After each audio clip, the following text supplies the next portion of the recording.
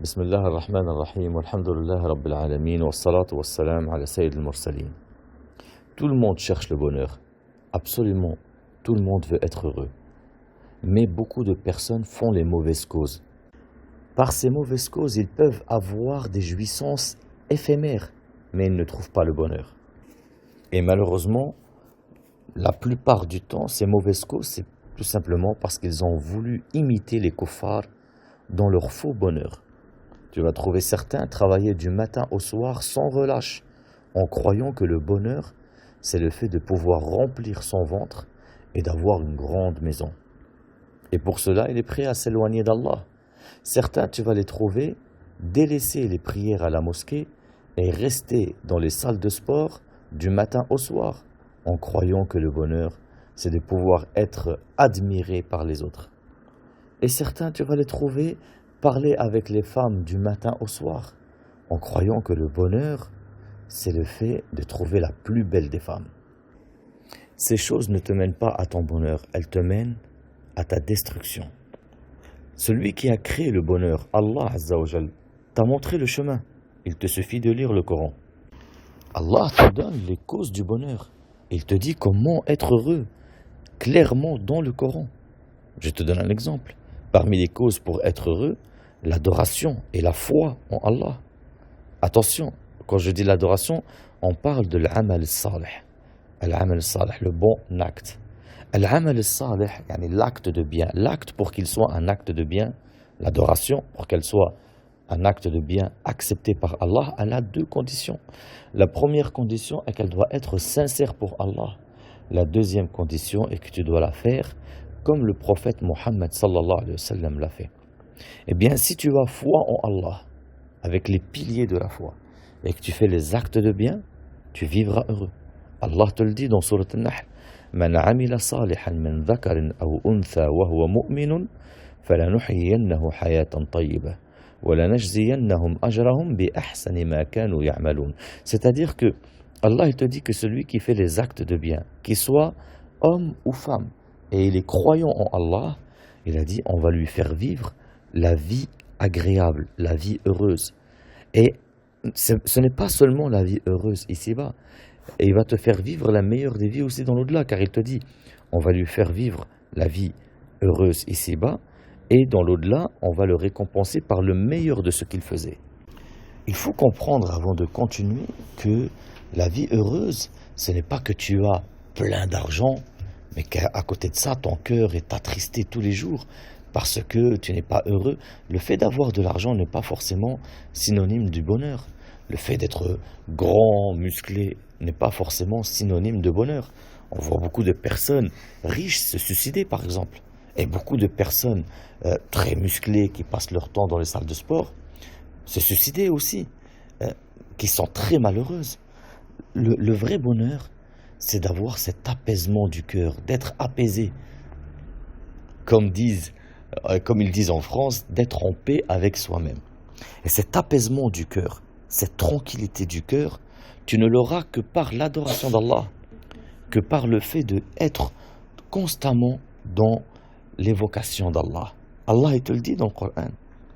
الذين آمنوا وتطمئن قلوبهم بذكر الله ألا بذكر الله تطمئن القلوب. C'est-à-dire ceux qui ont cru et que leur cœur s'apaise par le rappel d'Allah. N'est-ce pas par le rappel d'Allah que les cœurs s'apaisent? Dhikr ici, c'est toute adoration. Salat, c'est le dhikr.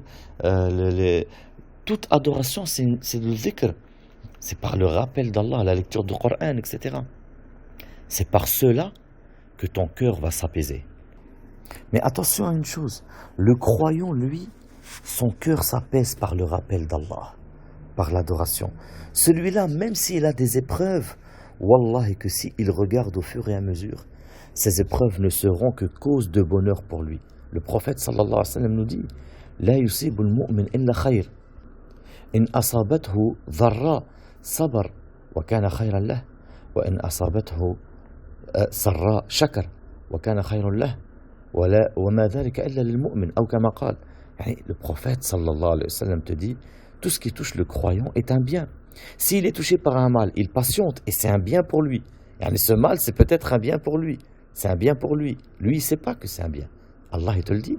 وَعَسَى أَن تَكْرَهُ شَيْءٍ وَهُوَ خَيْرٌ لَكُمْ وَعَسَى أَن تُحِبُّ شَيْءٍ وَهُوَ شَرٌ لَكُمْ وَاللَّهُ يَعْلَمُ وَأَنْتُمْ لَا تَعْلَمُونَ.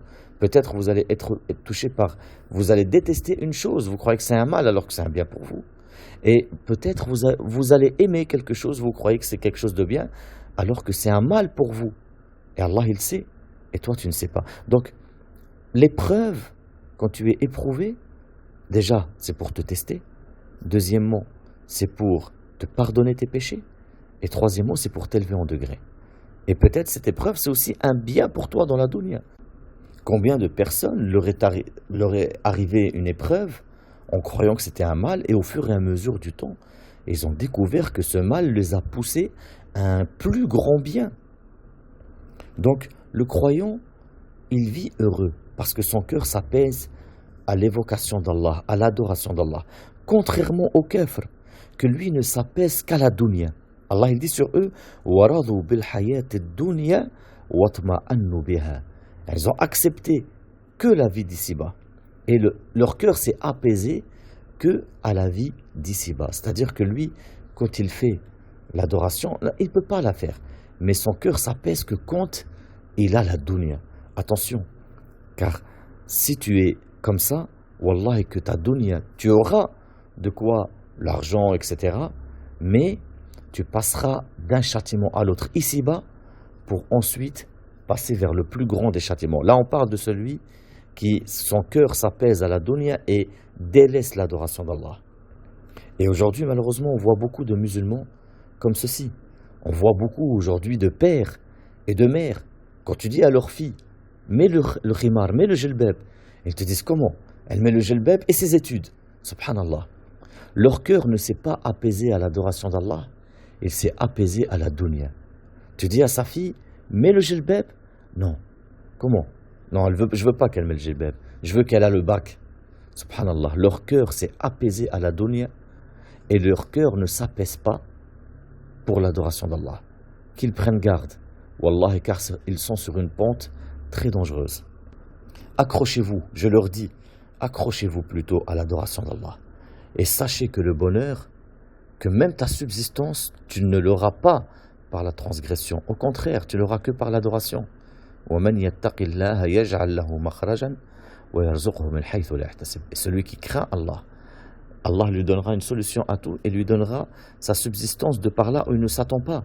Par conséquent, on voit par exemple des frères, il va aller travailler, on lui dit rase ta barbe. Et il rase la barbe. C'est haram que tu rases ta barbe. Tu dis oui, mais moi j'ai besoin de travailler. Tu as besoin de la subsistance, mais sauf que le créateur de la subsistance t'a dit que c'est en le craignant, en lui obéissant, il va te donner cette subsistance. Et toi, tu es en train de nous dire que c'est en transgressant Allah que tu vas avoir la subsistance? Non. Wallahi non. Au contraire, tu auras de quoi augmenter ta souffrance sur terre et dans l'au-delà. C'est tout ce que tu vas gagner. Mais la subsistance qui va provoquer ton bonheur ici-bas et dans l'au-delà, c'est la subsistance qui ne t'éloignera pas d'Allah. Au contraire, c'est celle que tu vas travailler pour mieux adorer Allah. Tu vas travailler pour mieux adorer Allah. Sois constant dans l'adoration d'Allah. Sache que c'est une des causes du bonheur. La constance dans l'adoration d'Allah. Reste droit. Quoi qu'on te demande, sois toujours dans l'adoration d'Allah. Allah il te dit وَلَوْ اسْتَقَامُوا عَلَى الطَّرِيقَةِ لَأَسْقَيْنَاهُمْ مَاءً غَدَقًا. Allah il dit ici, et si ils se maintenaient dans la bonne direction, dans la direction de l'adoration d'Allah, nous les aurions abreuvés certes d'une eau abondante. C'est-à-dire que le fait que tu sois ferme sur l'adoration d'Allah, Allah il va te donner ta subsistance abondamment. Allah il te dit dans le Coran وَلَوْ أَنَّا كَتَبْنَا عَلَيْهِمْ أَنِ اقْتُلُوا أَنفُسَكُمْ أَوْ اخْرُجُوا مِنْ دِيَارِكُمْ مَا فَعَلُوهُ إِلَّا قَلِيلٌ مِّنْهُمْ وَلَوْ أَنَّهُمْ فَعَلُوا مَا يُوعَظُونَ بِهِ لَكَانَ خَيْرًا لَهُمْ وَأَشَدَّ تَثْبِيتًا.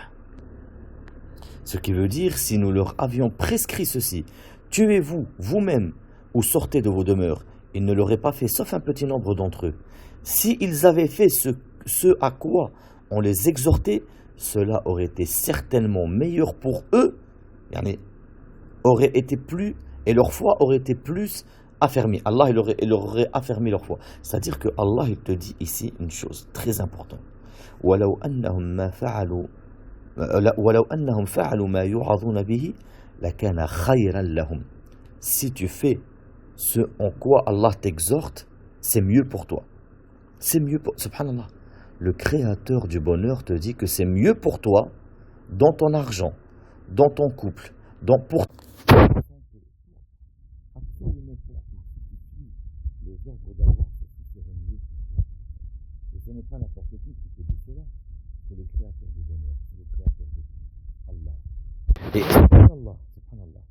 Même tu es marié. On voit certains frères, par exemple, il leur donne à sa femme, qu'Allah les guide, d'enlever son khimar pour aller travailler. Ou de quitter la prière pour aller travailler.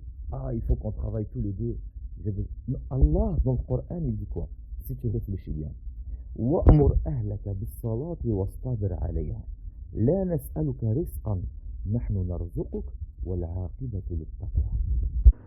Ce qui veut dire, et commande à ta famille la prière, la salat, et fais-la avec persévérance. Nous ne te demandons point de nourriture, c'est à nous de te nourrir. La bonne fin est réservée à la piété, c'est-à-dire aux pieux. Ici, les ulama, ils ont dit وَعَدَ اللَّهُ بِالرِّزْقِ مَنْ يَأْمُرْ أَهْلَهُ بِالصَّلَاةِ وَيَصْطَبِرْ عَلَيْهَا. Allah Azza wa Jal a promis à ceux qui ordonnent à leur famille, à leurs femmes, à leurs enfants, le rizq, leur subsistance, et qui patientent et qui leur ordonnent de patienter sur cela. Et tu trouves certains frères, te disent, j'ai pas le temps de apprendre à mes enfants la prière, il faut que j'aille travailler. J'ai pas le temps d'apprendre à ma femme le tawhid, je travaille. Non, travaille, pas de problème. Prends toujours un minimum de temps pour faire cette obligation sharaïa. Apprendre à ton fils le wudu, apprendre à ton fils la prière, corriger ta femme dans son adoration si elle se trompe. Et par cette cause, Allah Azza wa Jal te donnera ta subsistance. Nous nous arrêtons là pour ces quelques causes du bonheur. Nous ferons, bi'idhnillah, une deuxième partie pour des autres causes du bonheur. Inch'Allah, subhanakallahumma wa bihamdik, ashhadu an la ilaha illa ant, astaghfiruka wa atubu ilayk.